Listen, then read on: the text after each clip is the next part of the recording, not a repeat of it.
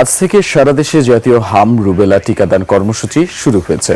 6 মাস থেকে 59 মাস বয়সী সকল শিশুকে আগামী 10 মে পর্যন্ত দেয়া হবে এই টিকা।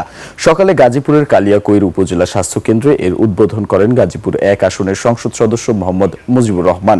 জেলার 934টি টিকাদান কেন্দ্রে এই কার্যক্রম শুরু হয়েছে। 3,81,768 জন শিশুকে হামের টিকা দেওয়ার লক্ষ্যমাত্রা নির্ধারণ করা হয়েছে। শিশুদের নিয়ে অভিভাবকরা টিকা কেন্দ্রগুলোতে শিশুদের টিকা দিচ্ছেন। এই উদ্যোগের মাধ্যমে হাম ও রুবেলা রোগ প্রতিরোধে ও শিশুদের সুরক্ষায় গুরুত্বপূর্ণ অগ্রগতি হওয়ার আশা করছেন তারা। কুষ্টিয়া থেকে প্রতিনিধি মাহমুদুল হাসান জানাচ্ছেন সেখানকার হাম পরিস্থিতির খবরাখবর। মাহমুদুল, হামের সংক্রমণ কেমন, সেখানে আক্রান্তরা পর্যাপ্ত চিকিৎসা পাচ্ছেন কিনা, এ ব্যাপারে কি তথ্য আছে আপনার কাছে জানাবেন।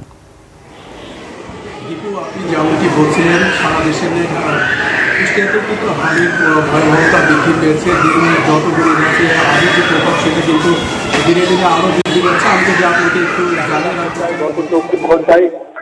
গত 24 ঘন্টায় এখানে কুষ্টিয়া জেনারেল হাসপাতাল, মেডিকেল কলেজ হাসপাতাল এবং জেলার যে বাইরে 5টি উপজেলা স্বাস্থ্য কমপ্লেক্স ছিল, সব মিলে প্রায় 21 জন শিশু কিন্তু গত 24 ঘন্টায় হাম উপসর্গ নিয়ে ভর্তি হচ্ছে। এবং আপনাকে যদি আমি আরেকটু তথ্য জানিয়ে রাখতে চাই যে এখন পর্যন্ত এই কুষ্টিয়াতে চিকিৎসাধীন অবস্থায় হাম উপসর্গ নিয়ে 7 জন শিশু মৃত্যুবরণ করেছে।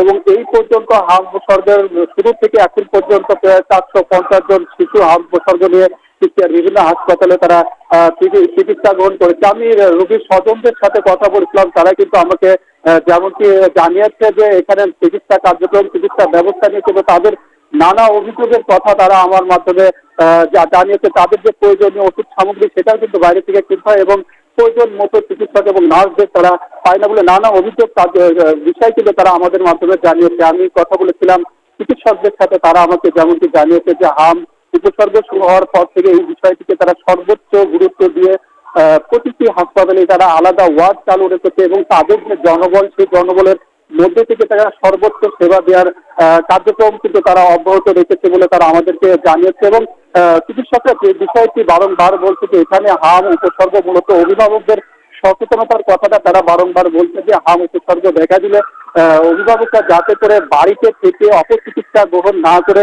দ্রুত হাসপাতাল এবং চিকিৎসকের নিকট এসে তারা চিকিৎসা গ্রহণ করার পরামর্শ দিয়েছে। আমি আপনাকে আরেকটু জানিয়ে রাখি, সারা দেশে আজও কিন্তু কুষ্টিয়াতে হাম রুবেলা নিয়ে কর্মসূচি সেটা শুরু হয়েছে।